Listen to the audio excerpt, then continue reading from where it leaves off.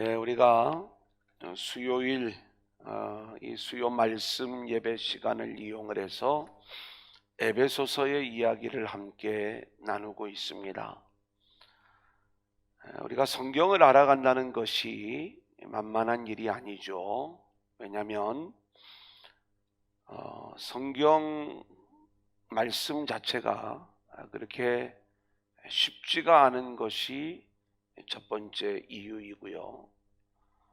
두 번째는 우리가 이 성경을 이해하는 데 있어서 성경의 수많은 저자들이 우리 가운데 주시는 그 말씀이 어떤 내용들을 담고 있느냐, 하늘의 이야기를 우리 가운데 들려주시는 말씀이라고 할 때에 우리가 하나님의 의도를 알아가는 일 자체가 그렇게 쉬운 일이 아닙니다.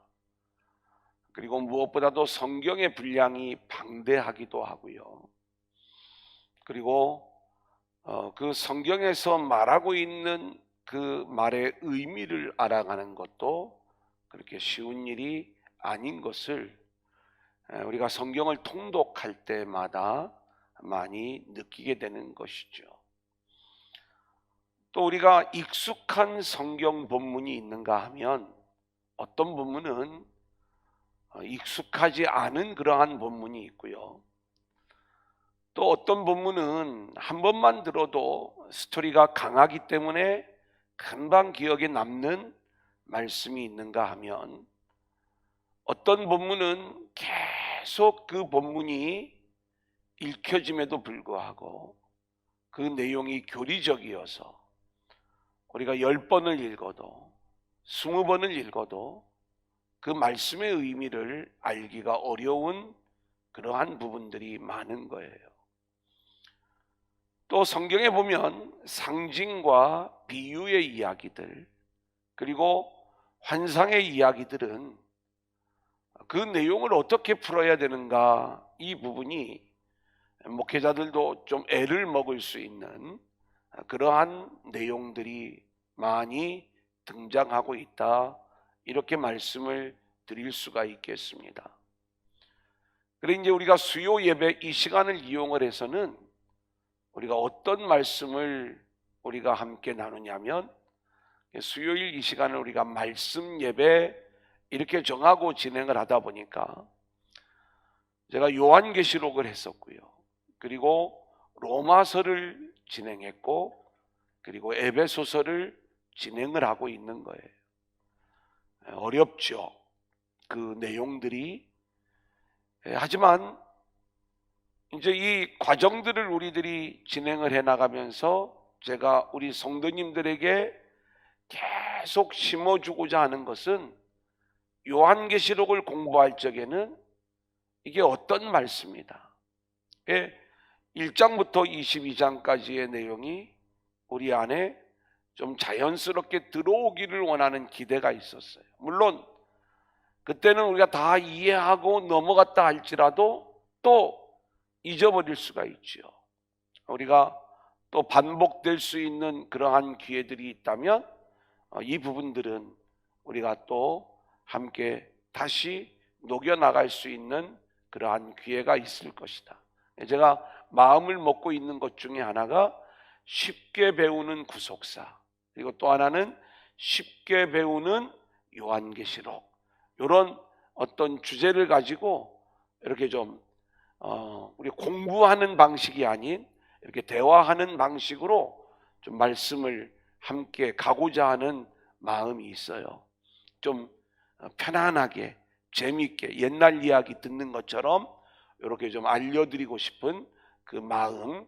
그래서 이제 제가 쉽게 배우는 구속사는 수강생 모집을 광고를 냈는데 한 2팀 정도 이렇게 좀 생각을 갖고 있고, 한 팀은 조금 후에 이렇게 좀 우리 장로님들 또 남선교회 중심으로 시간을 좀 모아가지고 진행을 하려고 이제 하는 그 계획들이 있습니다. 어쨌든 이런 말씀을 우리가 배워 나간다는 것이 만만한 일이 아니고요. 요한계시록이 어렵다고 하지만은 제가 우리 성도님들에게 여러 번 밝혔던 것처럼 제 기준으로는 요한계시록보다도 더 우리가 어려워야 되는 내용 중에 하나가 로마서의 말씀이다, 이렇게 말씀을 드렸죠. 우리가 그냥 표면적인 이야기로 로마서를 읽어 나가는 것은 그렇게 어렵지가 않습니다. 하지만 이 사도 바울이 이 로마서의 이야기를 자신의 어떤 일관된 그 논리를 전개해 나가는, 말씀을 전개해 나가는 그 사도 바울의 그 의도와 내용들을 우리가 함께 알면 이 로마서의 말씀이 1장부터 16장까지의 내용을 우리가 어렵지 않게 이렇게 풀어낼 수가 있어요.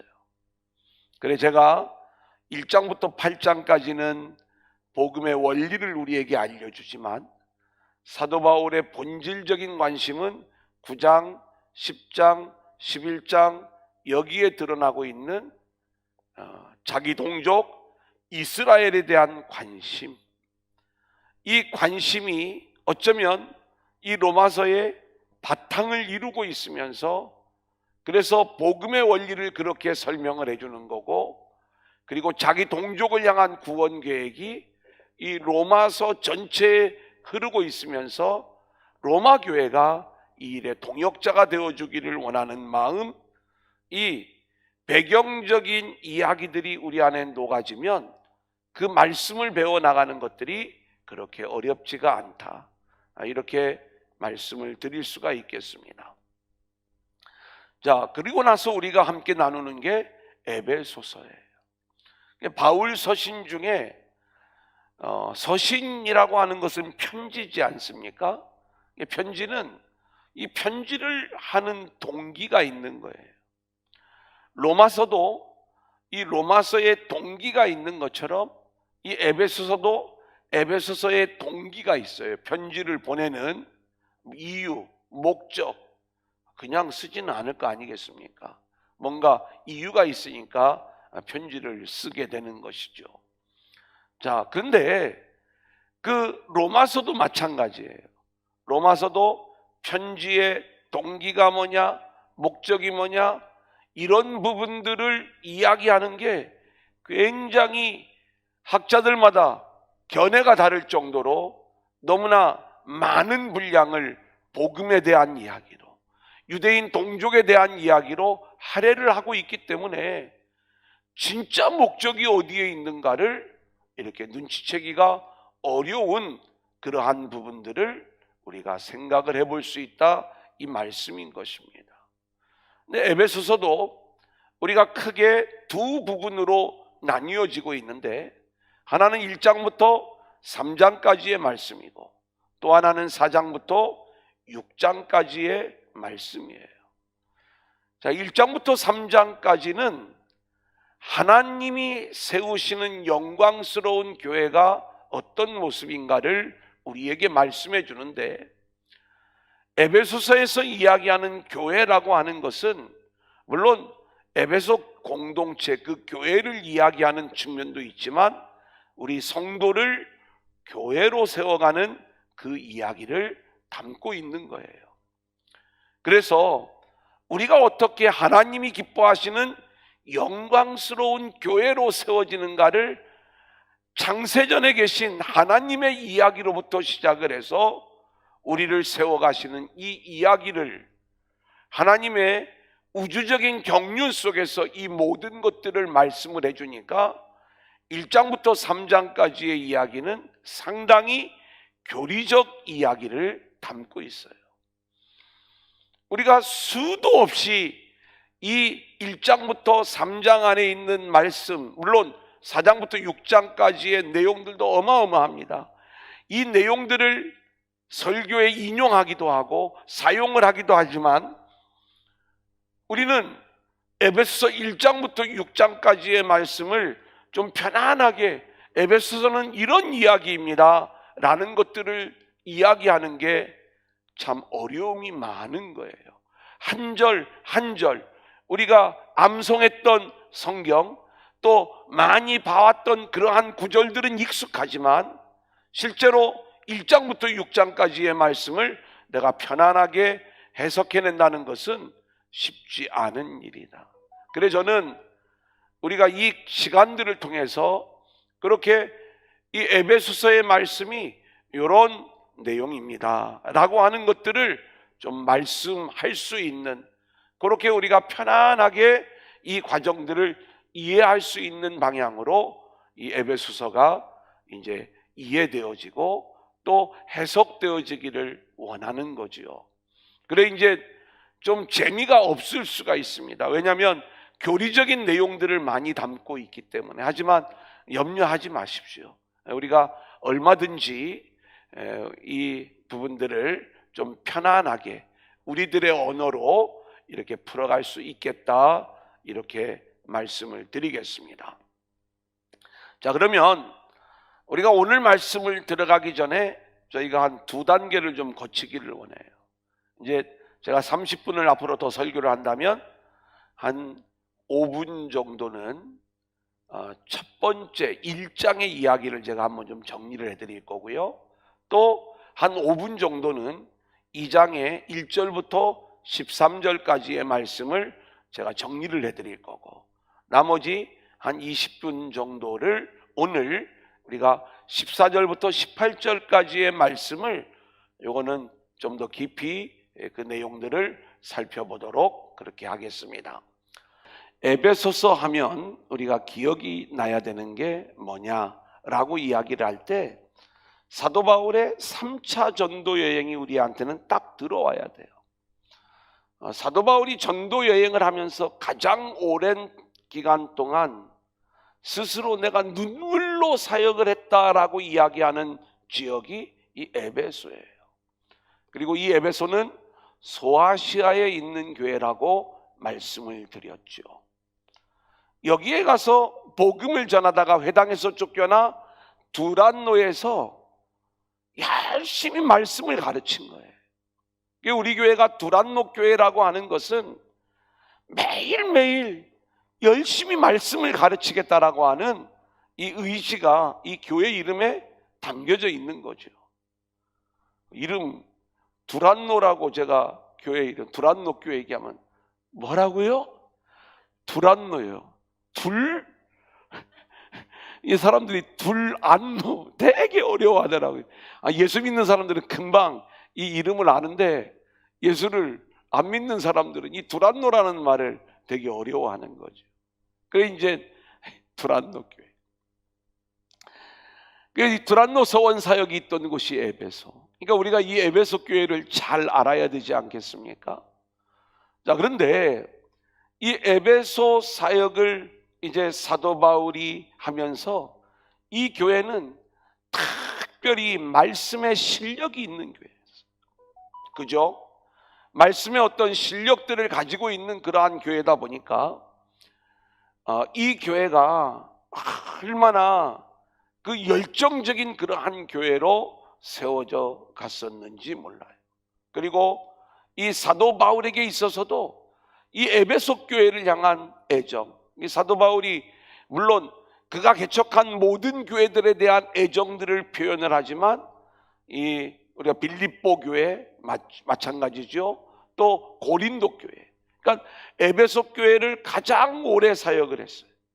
그리고 이 고린도 교회는 2차 전도 여행 때 1년 6개월, 또 3차 전도 여행 때도 한 3개월 정도를 사역을 했던, 또 이 사도 바울이 잊을 수 없는 교회예요.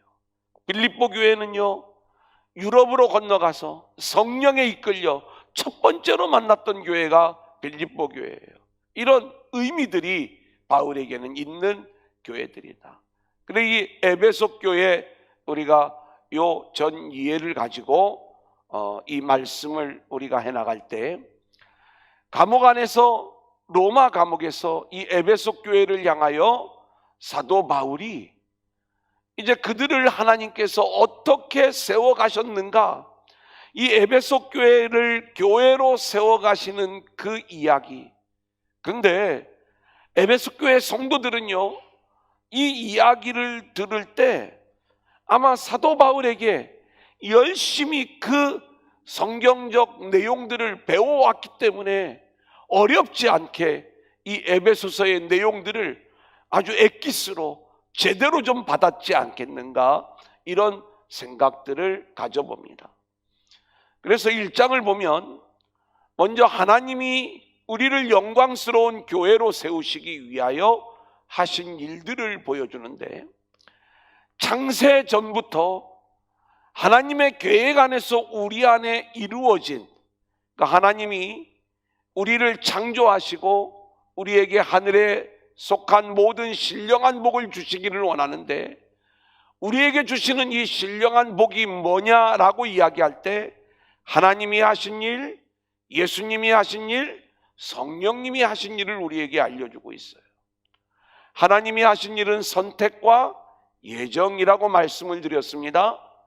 이 선택과 예정을 우리는 너는 선택받았고 너는 선택받지 못했느냐라고 하는 운명론, 숙명론으로 이 내용을 받아들이면 곤란하다고 말씀을 드렸어요. 왜냐하면 저와 여러분은 죄인의 몸으로 이 땅에 왔잖아요. 죄인된 우리들이 우리의 실력으로 복음을 깨닫고 하나님께로 나올 수 있는 가능성은 전혀 없는 거예요. 그래서 하나님의 선택과 예정의 은혜가 없었다면 우리가 이 자리에 나올 수도 없었고 우리가 구원받을 수 있는 존재가 못 되었기 때문에 선택과 예정 안에는 우리를 구원하시는 하나님의 놀라운 은혜가, 그 사랑이 담겨 있는 것이다, 이렇게 말씀을 드렸습니다. 두 번째로 우리 주님이 하신 일은 십자가를 지심으로 우리의 죄의 문제를 해결해 주시는 일이었죠. 이 일이 사실은 가장 우리가 중요한 일 중에 하나인 것이고요.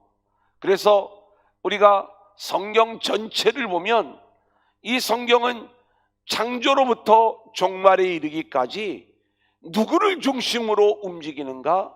바로 아들 예수를 중심으로 움직이는 것을 보게 되는 거예요.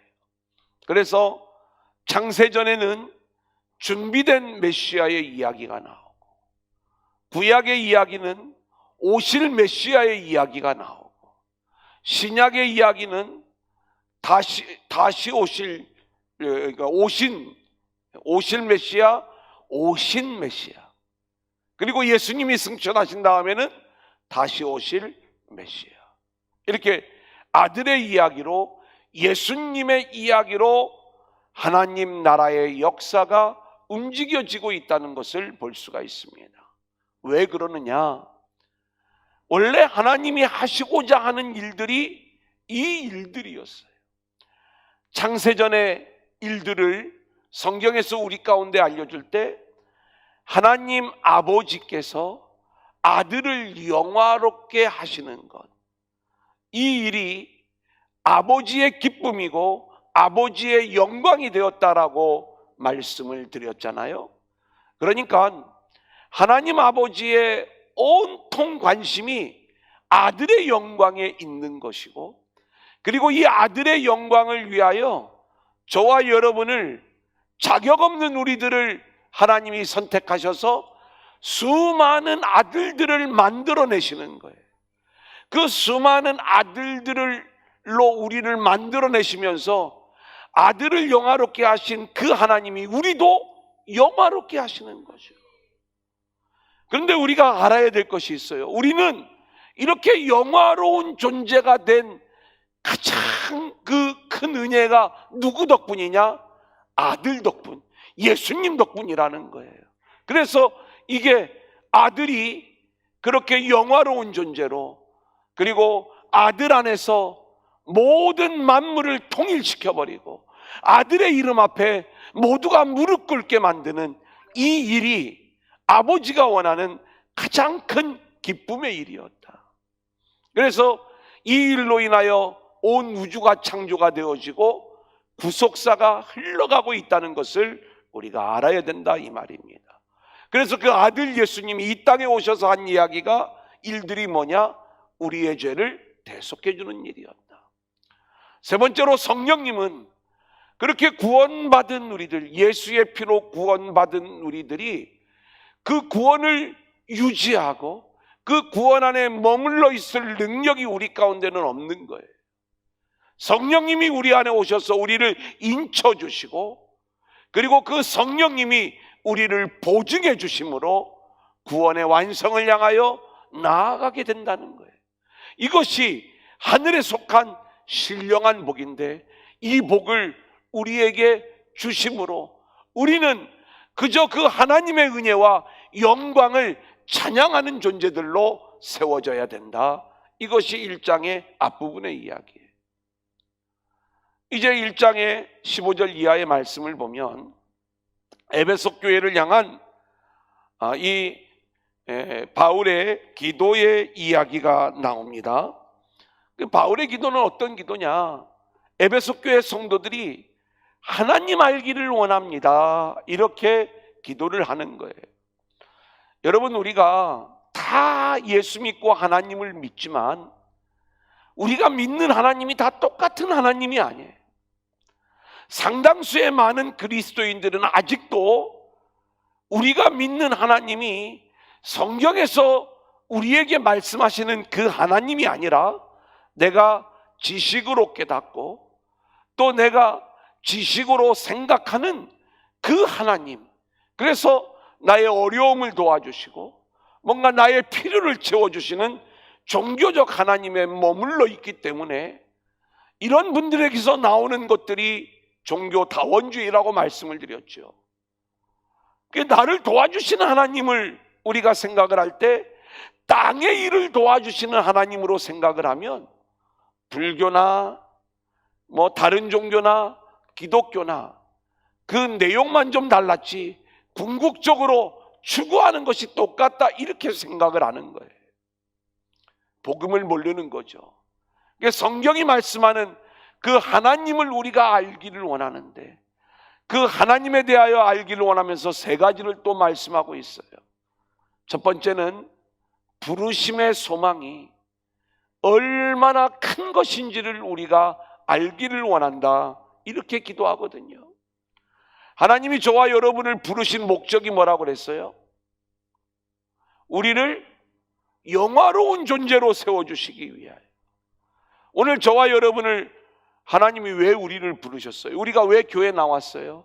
처음 교회 나올 때는 교회 나오면 내가 아픈데 고쳐준다니까 나왔어요. 그게 잘못된 게 아니에요. 내 사업이 막히는데 뭔가 교회 나오면 하나님이 좀 나를 도와주시지 않을까, 이 목적을 가지고 나왔어요. 관계가 깨어져서 너무 마음이 곤고하고 힘든데 좀 위로받기 위해서 나왔어요. 맞아요. 하나님은 그 문제를 통해서 여러분을 부르신 거예요. 그런데 그렇게 우리를 부르신 하나님이 우리를 땅의 문제를 도와주는 하나님이 아니라, 물론 처음에는 그런 부분들에 대하여 하나님이 열어주시면서 우리를 하나님께 집중하게 하고, 그리고 그 하나님이 이끌어가는 곳이 하늘임을 우리에게 알게 하셔서 너가 이제는 땅을 보고 살아가는 인생이 아니라 하늘을 보고 살아가는 인생이 되어야 된다.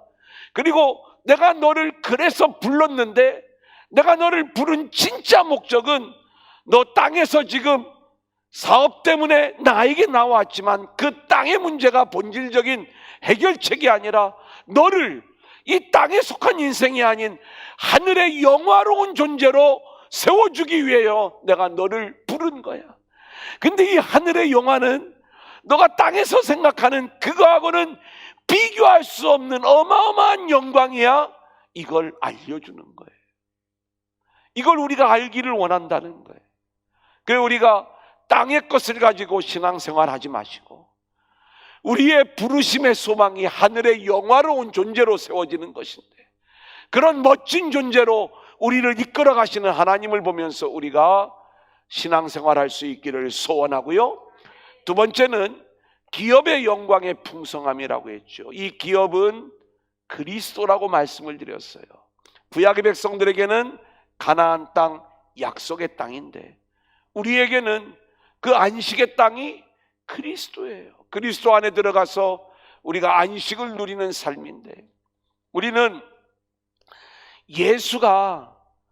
예수로만 내가 살아간다, 하나님 한 분만으로 만족한다, 예수님 한 분이면 충분해요, 늘 이런 고백들을 하지만 실제로는요, 우리의 삶이 너무나 세상에 없는 것들로 인하여 힘들어하고 어려워하면서 살아갈 때가 얼마나 많이 있는지 몰라요. 예수님이 시시해 보여요. 예수님이 작아 보여요. 예수님이 크다고 고백을 하지만 그건 말로만 그렇게 할 뿐이고, 나에게 정말로 중요한 건 사람과의 관계예요. 나에게 정말로 중요한 건 이 땅의 물질이야. 나에게 정말로 중요한 건 이 땅의 건강이 훨씬 더 커 보이는 거예요. 그런데 기업의 영광의 풍성함을 우리가 알면요, 이 땅의 것들하고는 비교할 수 없는 하늘의 풍성함, 하나님 나라의 이 놀라운 평강과 안식과 그 기쁨의 세계, 이것을 우리가 맛보아 알기만 하면 이 땅의 것은 아무것도 아니라는 것을 우리가 알게 되거든요. 생각만 해도 신나는 일이죠. 우리가 이것을 알기를 원한다. 그러면 우리가 그 하나님을 바라보며 나아가는 인생들이 되겠죠. 세 번째, 알기를 원하는 것은 하나님의 능력이라고 그랬어요. 우리는 하나님께 능력을 달라고 기도를 하지만 실제로 하나님의 능력이 우리 안에 임하여 이미 작동되어지고 있는데, 그 하나님이 행하시는 능력이 얼마나 큰 능력인지, 땅에서 내 인생의 형편을 낫게 해주는 이런 어떤 땅의 능력이 아니라 죽은 우리를 살려내셔서 구원받은 존재로 세워가시는 하늘의 능력이다. 이것을 성경에서 말씀을 해주고 있는 거예요. 자, 2장으로 넘어가면 허물과 죄로 죽었던 너희를 살리셨다, 이 능력의 이야기가 나와요. 그러면서 우리의 정체성을 밝혀주고 허물과 죄로 죽었던 너희를 살리신 일이 구원의 일인데, 이 구원은 우리의 실력이나 우리의 노력이나 우리의 방법으로 이루어진 것이 아니라 전적인 하나님의 은혜요 선물임을 우리 가운데 알려주고 있죠. 그래서 우리가 이것을 알기 위해서는 뭘 우리가 깨달아야 되는가? 한번 따라합니다. 진노의 자녀, 불순종의 아들. 우리가 어떤 존재인가? 나는 허물과 죄로 죽었던 우리들, 그 우리들의 모습이 이 땅에서 어떻게 나타나는가? 진노의 자녀요, 불순종의 아들들이라는 것. 자, 그런데 이 내용을 좀 설명을 해드릴게요. 우리가 불순종의 아들이요 진노의 자녀라고 이야기할 때, 죄로 인하여 우리는 태생이 이 땅에서 그런 모습으로 나올 수밖에 없었다는 거죠. 근데 우리의 죄가 뭐냐라고 이야기할 때, 우리는 뭔가 이 땅의 윤리적인 죄를 죄라고 생각할 때가 많아요. 남을 때리거나 살인하거나 도적질하지 말라거나 간음하지 말라고 하거나. 여러분, 이 말들은요, 성경 말고도 이미 다른 이 고대의 법전에 이 내용들이 다 나오고 있다는 거 여러분 알고 있죠? 요거는 그냥 우리가 이 말씀을 복음적으로 이 내용들을 이해하기 전까지는 똑같네 이런 거죠. 그래서 성경이 우리에게 말하는 가장 죄의 기본은 자기 사랑이에요. 자기가 왕이 되는 거예요. 자기 중심적 사고예요. 하나님이 왕이고 하나님의 다스림을 받아야 되고 하나님 중심으로 살아가야 될 우리가, 그게 에덴에서 선악과를 따먹기 전에는 우리가 그 삶을 살았어요. 그런데 죄를 짓고 나서 우리는 우리의 실체를 그대로 드러내는데 자기를 사랑하는, 그래서 예수를 믿어도요, 우리가 예수를 믿는다고 하지만 내가 여전히 왕이고 또 늘 나를 사랑하기 때문에 내가 온 우주의 중심이 되어야 되고, 그리고 내가 모든 것들을 해야 되고 내가 주목을 받아야 되고, 그리고 그 나를 위하여 예수님이 나를 도와주는 존재예요. 신앙이 나의 어떤 성공을 위한 수단이 되는 거예요. 그래서 예수님, 나 조금만 도와주세요. 그럼 내가 1등 갈 수 있어요. 예수님, 나를 조금만 도와주세요. 그럼 내가 성공할 수 있어요. 이건 예수를 믿는 게 아니에요. 예수님을 부리는 거죠. 자기를 믿는 거예요. 자기가 중심이 되는 거예요. 그래서 우리가 성경에 보면 우상 숭배를 뭐라고 이야기를 하냐면 자기를 위하여 우상을 세웠다. 바알을 섬겼다. 늘 우상 앞에는 자기를 위하여가 등장하고 있는 것을 우리는 보게 되는 것이죠. 그런 것이 허물과 죄로 죽은 상태인 거예요. 그런 우리들을 하나님이 은혜로 우리를 구원하신 이유가 뭐냐? 한번 따라해 볼까요? 아들의 영광. 아들의 영광. 그러니까 하나님의 관심은 늘 이 아들의 영광에 있었던 거예요. 우리가 놓치지 말아야 될 것, 여기에 구원에 우리의 노력과 우리의 어떤 공로가 조금이라도 들어가면 우리 인간은 어떤 존재인 줄 알아요? 내 공로, 내 노력, 하나님 이거 인정해 주세요. 이렇게 하나님 앞에 나의 것들을 내놓고 인정받기를 원하는 것, 이게 우리 마음속에 있는 거예요. 사람에게는 욕구가 있죠. 우리가 보통 식욕, 성욕, 수면욕, 이게 3대 욕구라고 이야기하는데, 이거하고 비교할 수 없는 욕구가 또 하나가 있는데, 그게 뭐냐면 인정받고 싶은 욕구예요. 한 3사람만 고개를 끄덕이시는데, 교회 안에서도요, 우리가 왜 인정받고 싶은 욕구가 나쁘다는 게 아닙니다. 근데 식욕도 나쁜 건 아니죠. 뭔가 이런 우리 안에 있는 부분들이.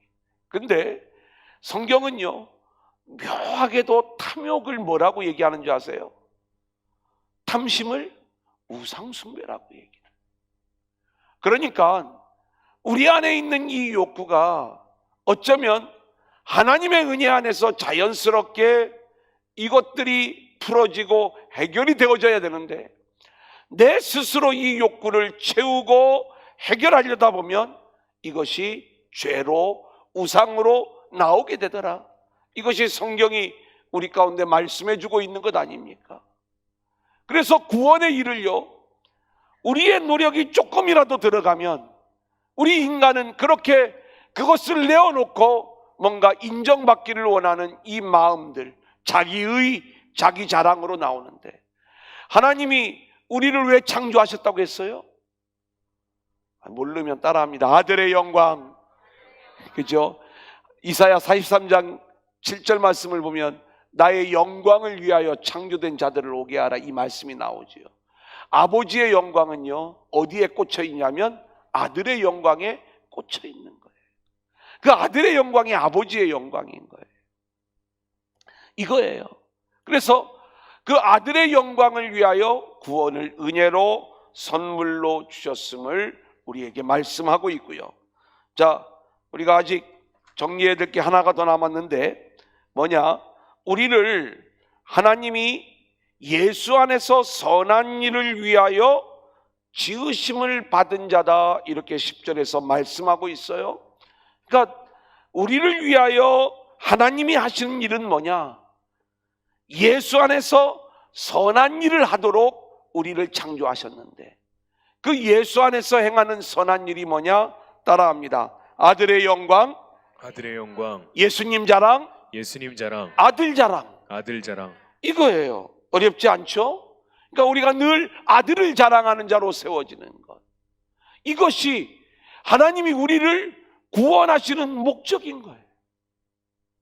와, 그러니까 우리가 예수 안에서 행하는 선한 일을 우리는 어떤 마음을 가지고 있냐면, 뭔가 우리를 통해서 그럴듯한 일들이 좀 나타나서 하나님이 이 일을 통해 좀 영광을 받았으면 좋겠다, 이게 아니라 하나님이 아들 안에 이 모든 영광을 담아 놓았는데, 우리가 그 아들로 인하여 구원함을 얻은 존재가 되어 나의 구원은, 나의 생명은, 나의 모든 것은 아들의 은혜로, 내가 이런 존재가 되었습니다. 그렇게 아들 자랑하고 아들의 영광을 위한 존재로 우리가 세워지게 될 때 그게 선한 일이야, 이렇게 이야기를 하는 거예요.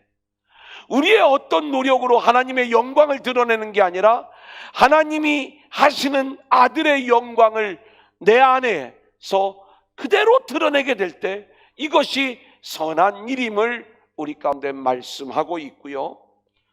또 하나, 이제 11절 12절의 말씀을 보면 도저히 구원받을 수 없는 에베소 교회가 하나님의 은혜로 구원받은 자가 된 것이죠. 그래서 13절, 여기는 우리가 한번 같이 읽어보겠습니다. 이제는 시작. 이제는 전에 멀리 있던 너희가 그리스도 예수 안에서 그리스도의 피로 가까워졌느니라. 여러분, 이 말씀은 뭐예요? 전에 멀리 있던 너희가 그리스도 예수 안에서 그리스도의 피로 가까워졌느니라. 유대인들은 하나님을 아는 자들이었고 율법을 가진 자들이었고 선택받은 백성이었음에도 불구하고 구원받는데 실패하고 말았어요. 그런데 이 에베소 교회 성도들은 그리스도 밖에 있었고 율법을 알지도 못하는 자들이었고 그리고 하나님에 대하여 모르는 자들이었는데 이 구원의 가능성이 전혀 없었던 이 에베소 교회 성도들이 구원받고 교회로 세움을 받았다면 이 모든 것이 전적으로 하나님의 은혜가 아니겠느냐. 특별히 하나님의 은혜를 이야기하면서 전에 너희가 그렇게 하나님과 멀리 있었는데 그리스도 예수 안에서 그리스도의 피로 가까워졌느니라. 너희들이 하나님과 가까워진 것은 전적으로 아들의 피, 그리스도의 피의 은혜인 거야. 이 내용을 말씀해 주고 있는 거예요. 여기까지가 우리가 이제 지난 시간에 함께 나누었던 내용이고요. 넘겨보겠습니다. 이제 오늘 말씀, 하나님과의 화목 안에서 우리가 하나님께로 나아가는 존재가 되는 것, 요 두 가지 주제를 좀 나누려고 하거든요. 14절 우리 한번 같이 읽어볼까요? 시작. 그는 우리의 화평이신지라 둘로 하나를 만드사 원수된 것 곧 중간에 막힌 담을 자기 육체로 하시고. 우리가 좀 긴 내용들을 자꾸 제가 반복해서 여기까지 오는 것은 우리가 에베소서를 머리에 좀 담기를 원하는 마음이 있는 겁니다. 지난주의 내용, 우리가 그리스도의 피로 아버지께로 나아가는 이 내용을 우리가 알지 못하면 그는 우리의 화평이신지라 라고 하는 이 말씀으로 연결이 되어지지가 않아요. 자, 화평, 그러면 이 말은 평안, 에이레네, 여러분들이 알고 있는 그 단어 맞습니다. 근데 우리가 보통 화평 그러면 어떤 마음을 갖죠? 뭔가 다툼이 없는 상태, 충돌이 없는 상태, 뭔가 좀 마음이 평화로운 그러한 상태를 우리가 화평, 이렇게 이야기를 해요. 그리고 실제로 예수님이 우리 안에 들어오셔서 내가 좀 평안해졌으면 좋겠다, 이 생각들을 가져요. 맞습니다. 그것도 우리가 주님 안에서 누릴 수 있는 화평의 이야기지만 오늘 말씀은 이 바울이 화평을 이야기할 때 특별히 유대인과 이방인 사이에 이 깨어짐의 관계를 회복시키는 화평을 이야기하는 거예요. 하나님과 우리 사이에 깨어진 관계를 회복시키는 또 그 화평을 이야기하는 거예요.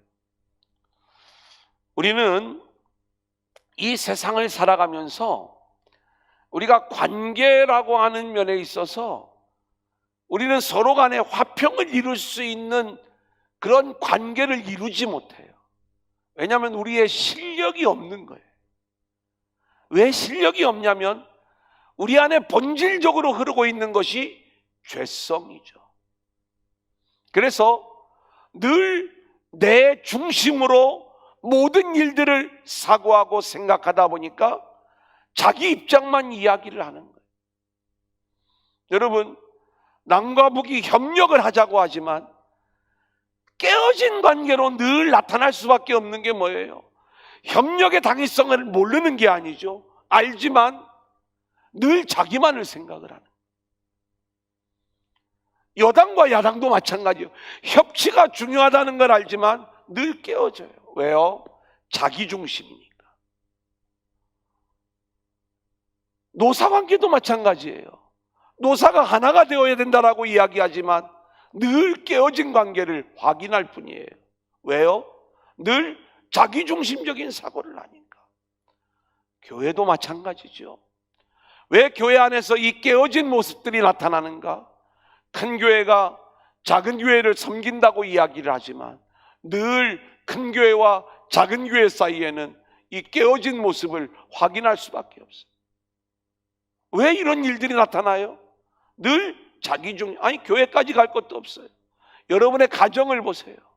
우리는 예수 안에서 화목한 하나님의 나라가 되기를 원하지만 부부관계가 깨어져 있어요. 부모와 자녀의 관계가 깨어져 있어요. 늘 깨어진 상태에서 분쟁하고 싸우는 것, 이게 우리의 가정이에요.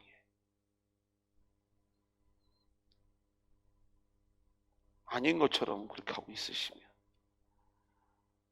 이걸 못 견디는 사람은요 자연으로 들어가더라. 제가 나는 자연인이다, 이걸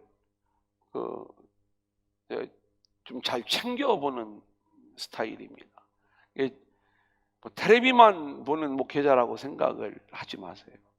저는 제가 텔레비를 볼 수 있는 시간이 집에 가서 밥을 먹을 때, 저는 그 시간에 이렇게 좀 제가 보기를 원하는 프로가 그 자연인 그거예요. 근데 이게 일주일에 한 번밖에 안 해가지고 이게 좀 아쉬움이 좀 있습니다. 그래서 그걸 보고 나면 그 다음에 보는 게 골목식당을 제가 봐요. 그 골목식당을 보면 막 엄청 먹고 싶은 게 많아져. 근데 이제 이 자연인이다 이 내용을 보잖아요. 그러면 이 사람들이 왜 산으로 들어오는지, 왜 자연으로 들어가는지 우리가 그 과정들을 알잖아요. 대부분 건강이 깨어진 사람이 들어오더라. 대부분 이 물질이 깨어진 사람이 들어오더라. 대부분 관계가 깨어진 사람이 들어오더라. 근데 신기한 건요, 이들이 이 자연에 들어와 가지고요 자연만 바라봐도 치유가 돼. 그 깨어짐이 이렇게 이 안에서, 자연 안에서 회복이 되어지는 것들을 보게 돼요. 그래서 어떤 사람은 의사가 당신 암으로 3개월밖에 못 삽니다. 자연에 들어왔는데 지금 10년째 살고 있어. 그리고 건강검진을 하면 다 나섰다고 이야기해요. 어떤 사람은 물질이 깨어져 사업에 망해가지고 도저히 살아갈 용기가 없어가지고 산에 들어왔는데 너무나 마음에 평안을 얻고 여기가 천국이라 그렇게 이야기를 하는 그 자연인을 봤어요. 여러분, 사람은요 그렇게 자연 하나만 바라보고도 이 깨어짐이 치유되는 사람이 있는데, 이 자연하고는 비교할 수 없는 온 우주를 창조하신 하나님, 이 하나님을 바라보고 그 하나님이 저와 여러분의 자격에 상관없이 우리에게 불가항력적인 그 은혜를 쏟아부어주고 있다는 것을 우리가 우리가 알고 있으면, 그 하나님을 우리가 바라보고 있으면 우리는 그 하나님으로 인하여 우리 안에 깨어져 있는 이 모든 모습들이 완전하게 해결받게 될 줄로 믿습니다. 그러니까 하나님의 은혜로 자연만 바라봐도 그렇게 깨어짐이 풀려지는데, 하나님의 은혜를 우리가 알면 우리가 그 어떤 깨어짐 속에서도 회복되어지는 은혜와 평강을 누릴 수 있다 이 말이에요. 근데 그 하나님의 은혜의 최고봉이 뭐예요? 아들인 거예요. 오늘 그 아들, 그래서 그는 우리의 화평이신지라 이 말씀을 하는 거예요. 그 아들 안에 하나님의 모든 은혜가 몽땅 담겨가지고 우리에게 선물로 주신 거예요. 이 아들을 우리가 알면 우리 안에 깨어짐이 있을 게 없어요. 그래서 아들이 우리 안에 들어오면 천국이 우리 안에 밀려 들어오는 거예요. 그 하나님의 나라를 우리가 누려야 되는 거예요. 그 아들에 집중하지 못하니까 여전히 내 눈이 어두워 세상에 내 눈이 고정되어 있으니까 아들의 은혜를 모르는 거죠. 하나님은 그 어마어마한 아들을 그 안에 하나님 나라를 담아서 우리 안에 들어와 이 천국이 우리 안에 침노에 들어온다니까요. 밀려오는 거예요. 불가항력적으로 우리 안에 들어와 이제 우리가 이 땅의 모든 깨어진 것들이 더 이상 문제가 되지 아니하고 하나님 안에서 아들 안에서 우리가 이 평강을 누리며 살아가는 것.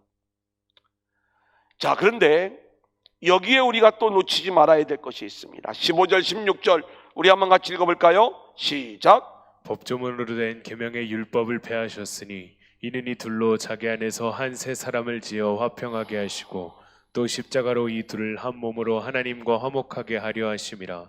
원수된 것을 십자가로 소멸하시고.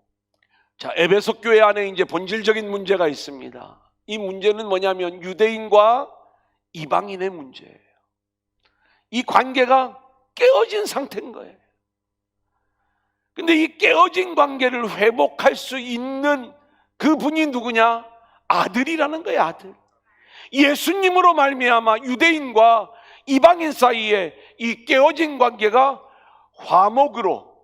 화평으로 바뀌어져서 이들이 한 몸을 이루어 하나님과 화목한 관계를 이루게 되고, 그렇게 하나님과 화목한 관계가 되었을 때 아버지께로 온전히 나아갈 수 있는 교회로 세워지는 거예요. 여러분, 유대인하고 이방인하고는요 어느 정도 간극이 있는 줄 아세요? 유대인들은요 이방인을, 우리도 이방인이에요, 좀 미안한 얘기지만 이방인을 짐승만도 못한 존재로 해요. 이방 여인이 아이를 낳았는데 이 아기가 위독해. 유대인은 이 아이를 구해야 되는 것 아니에요? 근데 안 구해. 왜 안 구하는지 아세요? 이방인으로 태어나는 것보다는 너는 죽는 게 낫다. 이 정도로 이방인을 아주 천한 존재로 여기는 거예요. 이 유대인의 생각이에요. 복음 안에서 이 유대인과 이방인이 만났어요. 유대인은 자기들의 어떤 우월한 존재를 놓칠 수가 없는 거예요.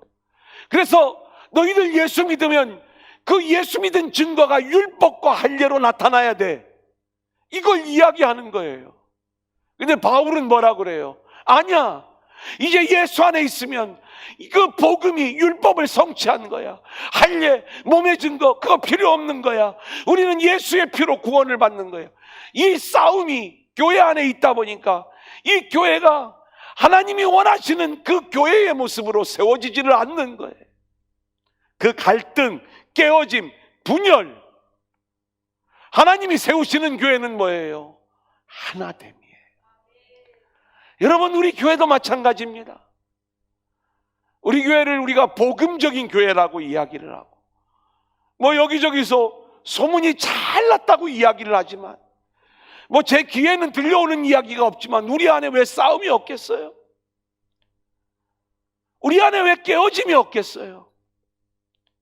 여전히 우리의 영적인 실력, 우리의 능력으로 이루어지는 게 아닌데 말씀 앞에 온전히 순종해 나아가지 못할 때에 우리 안에는 수도 없이 많은 이 깨어짐의 모습들이 드러나는 것 아니겠습니까? 오늘 낮에도 제가 수요 예배 오전에 오신 어르신들한테 그런 얘기를 했는데, 제 아내가 그러는데 저더러 왜 30년 동안 못 고치냐는 거예요. 그 30년 살았어요, 제가. 30년 동안 안 변했다고 얘기를. 근데 저만 안 변하겠어요? 저는 말을 안 하지, 얘기를 안 하지만 왜냐하면 한마디를 하면 제가 10마디를 듣기 때문에 그냥 이것을 그렇게 하면 안 돼요. 제가 원리를 알아요, 눈치를. 근데 이제 복음을 알으니까 이제 이 부분들을 알게 돼요. 우리 실력이 없어요. 나를 못 고쳐요. 우리의 깨어진 모습들을요, 스스로 고칠 수 있는 능력이 우리 가운데는 없는 거예요. 이건 저만 그렇겠어요. 다 마찬가지죠. 그런데 그걸 가지고 계속 깨어진 모습으로 우리가 살아갈 수가 없는 것 아니겠어요? 유대인과 이방인 사이의 이 깨어짐, 하나님이 바울에게 분명히 알게 해주시는 거예요. 그리스도의 피, 여기에 해답이 있다.